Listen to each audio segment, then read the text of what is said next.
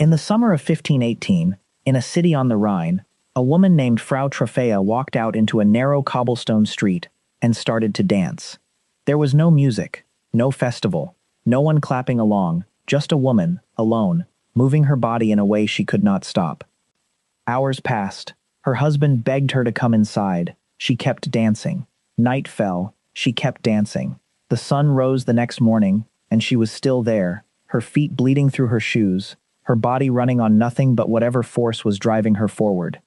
Within a week, 34 other people had joined her.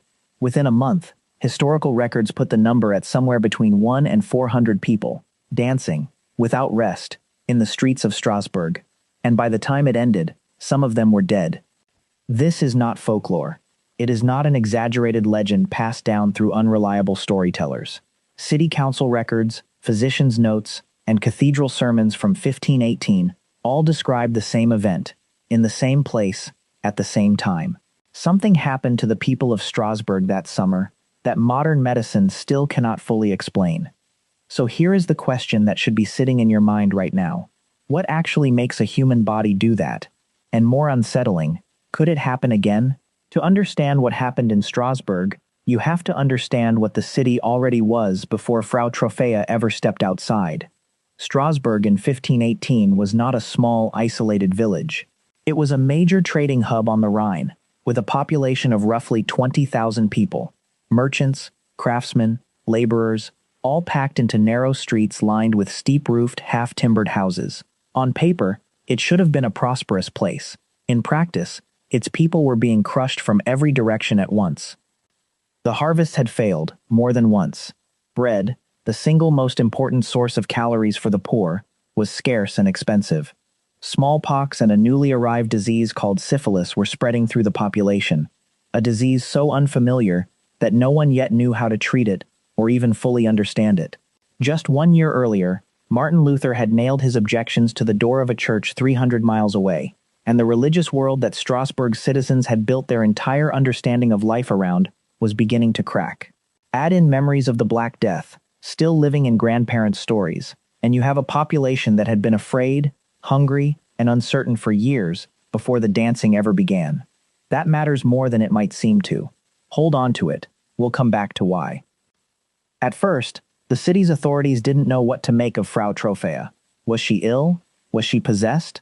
Was she simply having some kind of breakdown that would pass on its own?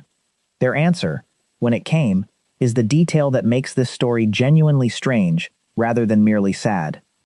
Strasbourg's physicians examined the dancers and concluded that the affliction was physical, an imbalance in the blood, brought on by what they called hot blood, worsened by the summer heat. Their prescribed treatment was not rest, it was more dancing. The city hired musicians. They built a wooden stage near the horse market.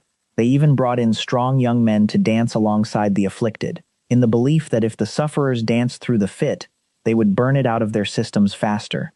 Picture that for a moment. Pipes, drums, and horns, playing in the July heat, while men and women who could not stop moving collapsed onto the stage, were carried off, and were replaced by more dancers. It must have looked, from a distance, like a wild, unusually large street party. Up close, it was something closer to a slow-motion medical emergency, performed in public, encouraged by the very people meant to be treating it. It did not work. If anything, the music seemed to make things worse. More people joined.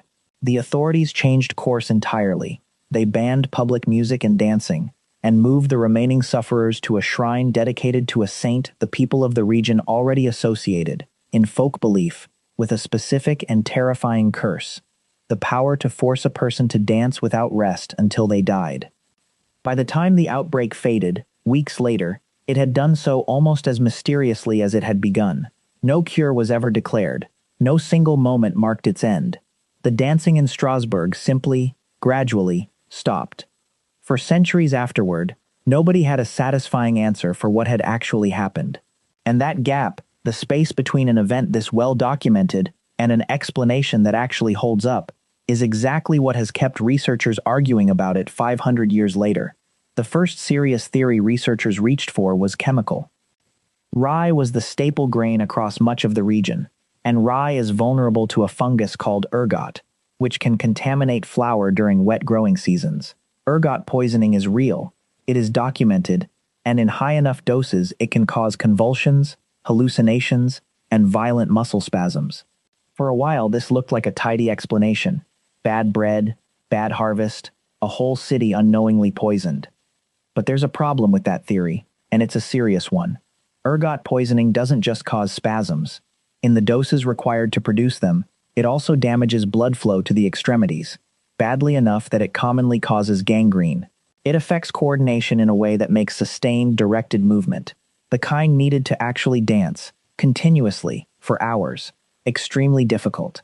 People suffering severe ergot poisoning are not usually still on their feet days later. They are far more likely to be lying down, in serious pain, unable to walk at all. Whatever gripped Frau Troffea and the hundreds who followed her let them move with purpose for days. Ergot alone doesn't explain that.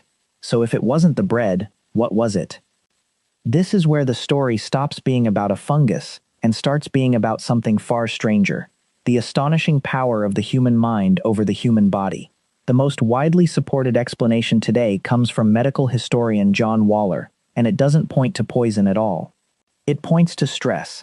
Stress so severe, sustained for so long, that it broke through the normal boundary between mind and body entirely. Here's the mechanism. Modern medicine recognizes a real, documented condition called mass psychogenic illness, sometimes called mass hysteria, though that term undersells what's actually happening. It occurs when a group of people under extreme collective stress begins to involuntarily express that stress through physical symptoms, and those symptoms spread from person to person, not through infection, but through observation and belief. It has been documented in modern schools, in factories, in dormitories, usually starting with one or two people, and spreading through nothing more than proximity and fear. For it to take hold, researchers have found it typically needs two ingredients working together: overwhelming psychological strain, and a cultural framework that already tells people what form their breakdown should take. Strasbourg in 1518 had both, in extraordinary supply. The psychological strain part, you already know: the famine, the disease, the religious upheaval, the inherited trauma of a plague that had devastated the region within living memory. The second ingredient is the one people usually miss. The region already had a very specific, very well-established belief that a particular saint held the power to curse people with uncontrollable dancing as divine punishment. This wasn't a new idea invented to explain Frau Troffea. It was an old fear, already sitting in the collective imagination of the Rhine Valley, waiting for a trigger. Strasbourg itself had experienced a smaller dancing outbreak back in 1374, and it was not the only town along the Rhine to have seen something similar in the 2 centuries before 1518. So when Frau Troffea began to dance uncontrollably, the people watching her did not see a random medical event. They saw the curse they had already been taught to fear, playing out in front of them, exactly as their culture had described it. And under that level of psychological pressure, belief itself may have been enough to physically trigger the same response in others.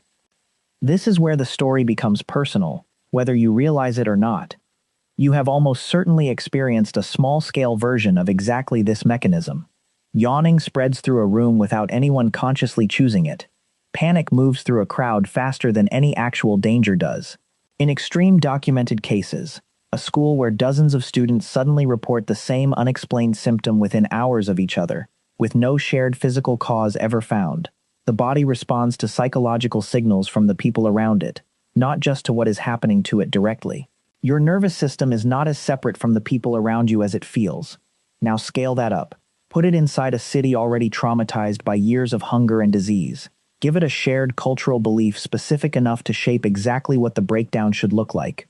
And you get something that, from the outside, looks like an impossible mystery, and from the inside, was likely the human body's oldest and strangest defense mechanism, misfiring on a citywide scale.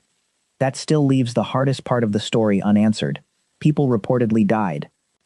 Contemporary accounts describe dancers succumbing to heart attack, stroke, or sheer physical exhaustion after days of continuous, involuntary movement in summer heat, with little food or rest.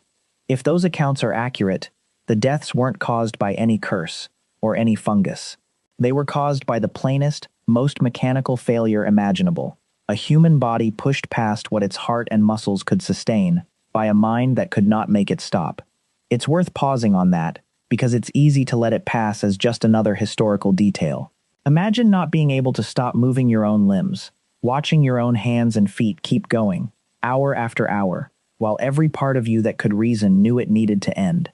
That is the part of this story that stops being a curiosity and starts being genuinely frightening. It's also worth being honest about where the evidence gets thinner. Some historians have pointed out that many of the most vivid accounts, the exact death tolls, the goriest details, were written down decades or even a century after 1518, not in the moment. That doesn't mean the event didn't happen. City records and physician accounts from that very year confirm the outbreak occurred and that authorities responded to it as a real, physical crisis. But it does mean the most dramatic numbers should be treated with some caution, rather than repeated as settled fact. Strasbourg's dancing plague was also not a one-time freak occurrence. Historians have counted roughly a dozen or more comparable dancing epidemics across Europe between the 1300s and the 1600s. Almost all of them clustered near the Rhine and Moselle rivers, the same region, the same cultural inheritance, repeating itself. The very last known outbreak of this kind of mass compulsive dancing wasn't in medieval Europe at all. It occurred in Madagascar in 1863, centuries later, half a world away. A reminder that whatever mechanism drives this isn't tied to one culture or one century. It's tied to something in how human minds under extreme, prolonged pressure interact with the beliefs they already carry. Which brings us back to Frau Troffea, alone on that cobblestone street on July 14th, 1518. She wasn't cursed. She almost certainly wasn't poisoned. She was very likely the first visible sign of a population that had been afraid for years finally reaching a breaking point, and expressing that breaking point through the one channel her culture had already handed her.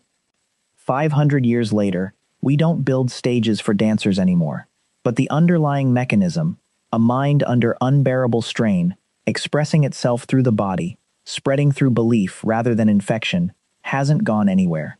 It shows up in modern outbreaks of unexplained illness in schools and workplaces, still catching doctors off guard, still spreading faster than anyone expects, still following the shape of whatever fear a community already carries. The dancing plague of 1518 wasn't really about dancing at all. It was about what happens to a human being, and to hundreds of human beings at once, when fear has nowhere left to go.